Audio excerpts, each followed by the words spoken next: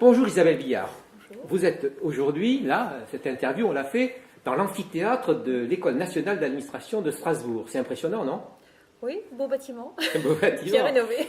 Très bien. Et pourtant, vous êtes ici pour rencontrer des jeunes dans le cadre des entretiens de l'excellence. Oui. Pourquoi? Alors, je suis mère de 3 enfants qui ont eu la chance d'avoir, entre mon mari, mon ex-mari et moi-même, des parents qui avaient de l'éducation, qui connaissaient les filières de formation et qui ont pu les guider facilement dans ce qu'ils voulaient faire. Et je sais que ça n'est pas possible pour tous les parents et que tous les enfants ne peuvent pas bénéficier de ça. Donc, je suis venue là pour dire à la fois que mon métier est très beau, et d'autre part que c'est possible et qu'il faut s'accrocher et donner envie à des enfants qui ne savent pas forcément où se renseigner. Mais quel est votre métier? Alors, je suis directrice de recherche au CNRS et je travaille en chimie. Je m'intéresse aux déchets des combustibles nucléaires des centrales du futur. C'est d'actualité. Tout à C'est fait. d'actualité. Et vous pensez que vous allez pouvoir apporter à ces jeunes des informations dont vous n'avez pas bénéficié quand vous étiez vous-même adolescente? Moi, j'aurais adoré avoir des forums des métiers, des choses de ce genre-là. À l'époque, ça ne se faisait pas trop, mais j'avais la chance également que mes parents connaissaient un peu le système des classes préparatoires aux grandes écoles et des choses comme ça. Et évidemment, ça m'a beaucoup guidée. Dont le système, si je comprends bien, est complexe. Oui. Et s'il est complexe, il peut être discriminant. Tout à fait. Et difficile. Et on n'ose pas forcément alors qu'on peut. Donc, ce que vous allez dire à ces jeunes, c'est oser. Ouais. Allez-y. Merci. Bonjour Stéphane Renaud. Bonjour. Vous êtes intervenant aux entretiens de l'excellence de Strasbourg. Est-ce que vous pouvez vous présenter rapidement? Oui, bien sûr. Alors, j'ai 27 ans. Je suis interne de chirurgie thoracique et cardiovasculaire aux hôpitaux universitaires de Strasbourg.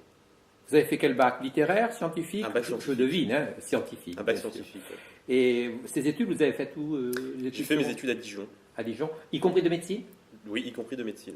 Très bien. Pourquoi avez-vous accepté d'être intervenant à ces entretiens de l'excellence de Strasbourg? Pour montrer aux jeunes que c'est possible, qu'on peut venir de toute nationalité, de tout milieu culturel et social, et leur montrer qu'effectivement on peut y arriver à atteindre certaines spécialités, leur montrer, leur parler de la façon dont on peut y arriver. Mais quand vous dites de toutes les nationalités, vous-même, vous êtes un enfant de la diversité? Parce que oui, effectivement, tout à fait, puisque ma mère est du Cameroun, mon père est français, mais moi-même, je suis né au Cameroun. Très bien. Et ce que vous allez faire ici, c'est quoi? Vous allez donner des conseils aux jeunes? Vous allez leur expliquer votre parcours? Qu'est-ce Oui. que vous allez faire exactement? Tout à fait, leur montrer, leur expliquer mon parcours, oui, les difficultés éventuelles que j'ai pu rencontrer, et que finalement, ça reste un très très beau métier, difficile Oui. à atteindre, mais un très très beau métier. Et si vous aviez eu, lorsque vous étiez adolescent, la possibilité d'avoir ce type d'intervention de personnes plus âgées que vous, ayant eu une passion, ayant pu la mettre en œuvre professionnellement parlant, est-ce que ça vous aurait aidé? Bien sûr, bien sûr, bien sûr, parce que ça aurait cadré un certain nombre de choses. Ça aurait cadré un certain Et comment nombre ça de s'est choses. passé pour vous? Comment est arrivée cette envie de faire ce type d'études? Alors j'ai toujours eu envie en Ah, fait voilà, c'est d'être ça. médecin, pour des raisons familiales, mais parce que j'ai un frère handicapé et que j'avais envie de le soigner. Voilà. Tout à fait. Donc, vous aviez envie, comme jeune, de faire en sorte d'être utile. Exactement. Merci. Bonjour, Tien Nha Tran. Bonjour.